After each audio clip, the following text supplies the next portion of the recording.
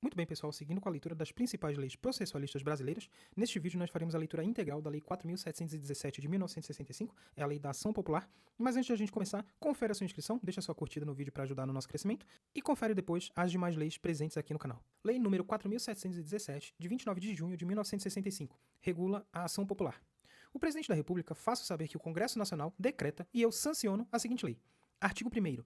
Qualquer cidadão será parte legítima para pleitear a anulação ou a declaração de nulidade de atos lesivos ao patrimônio da União, do Distrito Federal, dos Estados, dos municípios, de entidades autárquicas, de sociedades de economia mista, de sociedades mútuas de seguro, nas quais a União represente os segurados ausentes, de empresas públicas, de serviços sociais autônomos, de instituições ou fundações para cuja criação ou custeio o Tesouro Público haja concorrido ou concorra com mais de 50% do patrimônio ou da receita ano, de empresas incorporadas ao patrimônio da União, do Distrito Federal, dos Estados e dos municípios, e de quaisquer pessoas jurídicas ou entidades subvencionadas pelos cofres públicos. Parágrafo 1º.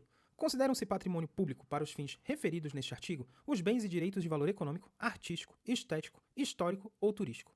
Parágrafo 2º. Em se tratando de instituições ou fundações para cuja criação ou custeio o Tesouro Público concorra com menos de 50% do patrimônio ou da receita ânua, bem como de pessoas jurídicas ou entidades subvencionadas, as consequências patrimoniais da invalidez dos atos lesivos terão por limite a repercussão deles sobre a contribuição dos cofres públicos. Parágrafo 3º. A prova da cidadania, para ingresso em juízo, será feita com o título eleitoral ou com documento que a ele corresponda. Parágrafo 4º. Para instruir a inicial, o cidadão poderá requerer às entidades a que se refere este artigo as certidões e informações que julgar necessárias, bastando para isso indicar a finalidade das mesmas. Parágrafo 5º. As certidões e informações a que se refere o parágrafo anterior deverão ser fornecidas dentro de 15 dias da entrega, sob recibo dos respectivos requerimentos, e só poderão ser utilizadas para a instrução de ação popular. Parágrafo 6º. Somente nos casos em que o interesse público, devidamente justificado, impuser sigilo, poderá ser negada a certidão ou informação. Parágrafo 7º. Ocorrendo a hipótese do parágrafo anterior, a ação poderá ser proposta desacompanhada das certidões ou informações negadas, cabendo ao juiz, após apreciar os motivos do indeferimento e, salvo em se tratando de razão de segurança nacional, requisitar umas e outras. Feita a requisição, o processo ocorrerá em segredo de justiça, que cessará com o trânsito em julgado de sentença condenatória. Artigo 2º. São nulos os atos lesivos ao patrimônio das entidades mencionadas no artigo anterior, nos casos de: a linha A, incompetência; a linha B, vício de forma; a linha C, ilegalidade do objeto; a linha D, inexistência dos motivos; e a linha E, desvio de finalidade. Parágrafo único. Para conceituação dos casos de nulidade, observar-se-ão as seguintes normas. A linha A incompetência fica caracterizada quando o ato não se incluir nas atribuições legais do agente que o praticou. A linha B, o vício de forma consiste na omissão ou na observância incompleta ou irregular de formalidades indispensáveis à existência ou seriedade do ato. A linha C, a ilegalidade do objeto ocorre quando o resultado do ato importa em violação de lei, regulamento ou outro ato normativo. A linha D,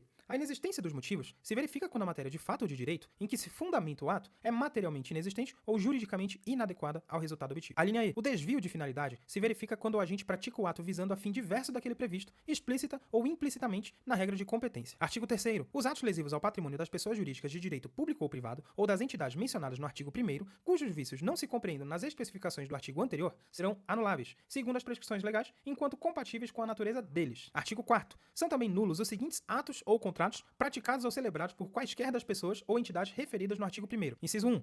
A admissão ao serviço público remunerado com desobediência quanto às condições de habilitação das normas legais, regulamentares ou constantes de instruções gerais. Inciso 2. A operação bancária ou de crédito real, quando: a linha A, for realizada com desobediência a normas legais, regulamentares, estatutárias, regimentais ou internas. A linha B, o valor real do bem dado em hipoteca ou penhor for inferior ao constante de escritura, contrato ou avaliação. Inciso 3. A empreitada, a tarefa e a concessão do serviço público, quando: a linha A, o respectivo contrato houver sido celebrado sem prévia concorrência pública ou administrativa, sem que essa condição seja estabelecida em lei, regulamento ou norma geral. A linha B, no edital de concorrência forem incluídas cláusulas ou condições que comprometam seu caráter competitivo.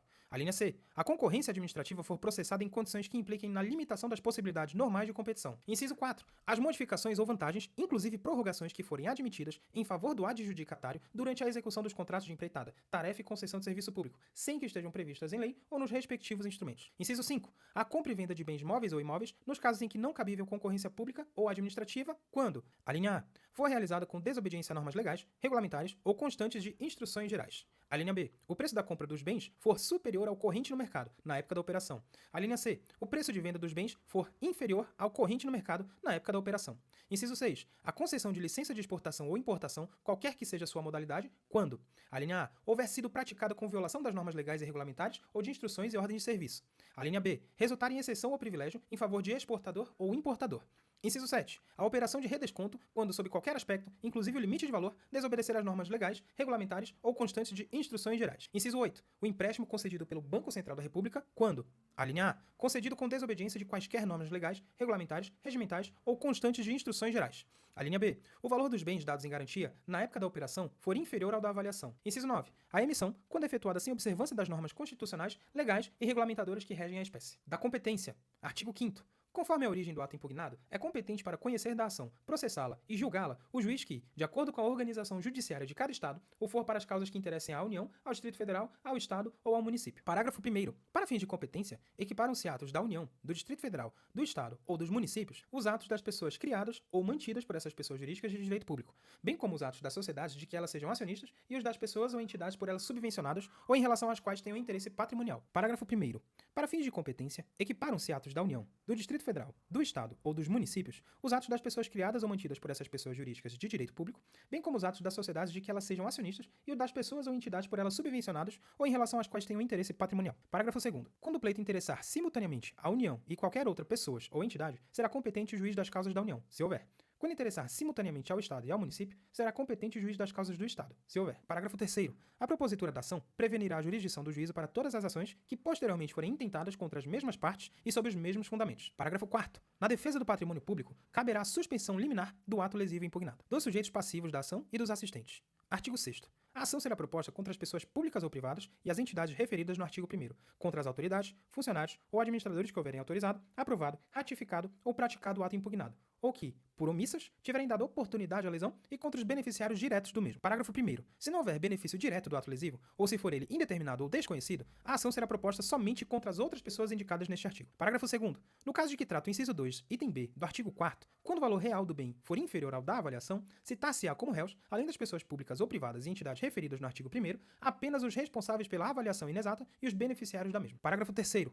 A pessoa jurídica de direito público ou de direito privado, cujo ato seja objeto de impugnação, poderá abster-se de contestar o pedido ou poderá atuar ao lado do autor, desde que isso se afigure útil ao interesse público, a juízo do respectivo representante legal ou dirigente. Parágrafo 4º. O Ministério Público acompanhará a ação, cabendo-lhe apressar a produção da prova e promover a responsabilidade, civil ou criminal, dos que nela incidirem, sendo-lhe vedado, em qualquer hipótese, assumir a defesa do ato impugnado ou de seus autores. Parágrafo 5º. É facultado a qualquer cidadão habilitar-se como litisconsorte ou assistente do autor da ação popular. Do processo. Artigo 7º. A ação obedecerá ao procedimento ordinário, previsto no Código de Processo Civil, observadas as seguintes normas modificativas. Inciso 1.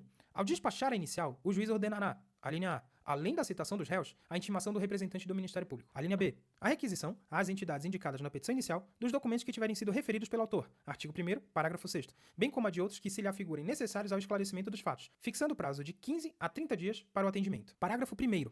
O representante do Ministério Público providenciará para que as requisições a que se refere o inciso anterior sejam atendidas dentro dos prazos fixados pelo juiz. Parágrafo 2º. Se os documentos e informações não puderem ser oferecidos nos prazos assinalados, o juiz poderá autorizar a prorrogação dos mesmos por prazo razoável. Inciso 2. Quando o autor o preferir, a citação dos beneficiários far-se-á por edital com o prazo de 30 dias, afixado na sede do juízo e publicado 3 vezes no Jornal Oficial do Distrito Federal ou da capital do Estado ou território em que seja ajuizada a ação.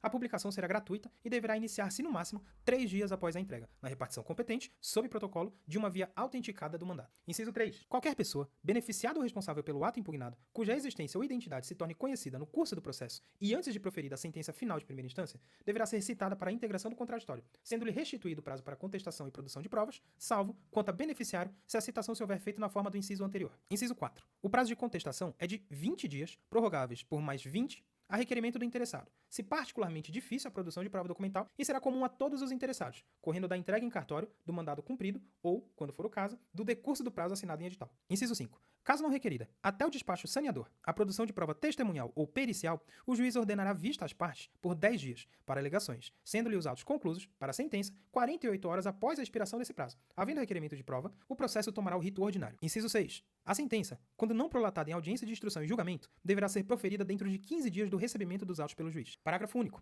O proferimento da sentença, além do prazo estabelecido, privará o juiz da inclusão em lista de merecimento para promoção durante 2 anos e acarretará a perda, para efeitos de promoção por antiguidade, de tantos dias quantos forem os do retardamento, salvo motivo justo, declinado nos autos e comprovado perante o órgão disciplinar competente. Artigo 8º. Ficará sujeita à pena de desobediência, salvo motivo justo devidamente comprovado, a autoridade, o administrador ou o dirigente que deixar de fornecer, no prazo fixado no artigo 1º, parágrafo parágrafo 5º, ou naquele que tiver sido estipulado pelo juiz, informações e certidão ou fotocópia de documento necessários à instrução da causa. Parágrafo único. O prazo contar-se-á do dia em que entregue, sob o recibo, o requerimento do interessado ou o ofício de requisição. Artigo 9º. Se o autor desistir da ação ou der motivo à absolvição da instância, serão publicados editais nos prazos e condições previstos no artigo 7º, inciso 2, ficando assegurado a qualquer cidadão, bem como ao representante do Ministério Público, dentro do prazo de 90 dias da última publicação feita, promover o prosseguimento da ação. Artigo 10. As partes só pagarão custos e preparo afinal. Artigo 11. A sentença que, julgando procedente a ação popular, decretará a invalidade do ato impugnado, condenará ao pagamento de perdas e danos os responsáveis pela sua prática e os beneficiários dele,